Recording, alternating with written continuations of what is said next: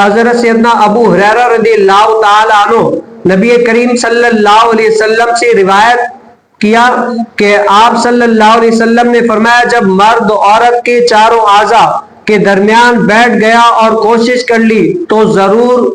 غسل اس پر واجب ہو گیا. یعنی کوئی ایسے ہوتے ہیں, کوئی شخص پوچھتے ہیں بھائی ہم اگر اپنی عورت سے ہم بستری وغیرہ اگر کر لیں تو اگر انزال نہیں ہوا تو آیا ہم پر غسل فرض ہو گیا نہیں ہوگا؟ تو اس کے بارے میں رسول کائنات صلی اللہ علیہ وسلم نے کیا فرمایا, اگر مرد عورت کے چاروں اعضاء کے درمیان بیٹھ گیا تو کیا ہے اس پر غسل کرنا واجب ہے. اب وہ جو چاروں اعضاء ہیں اس سے محدثین کیا مراد لیتے ہیں؟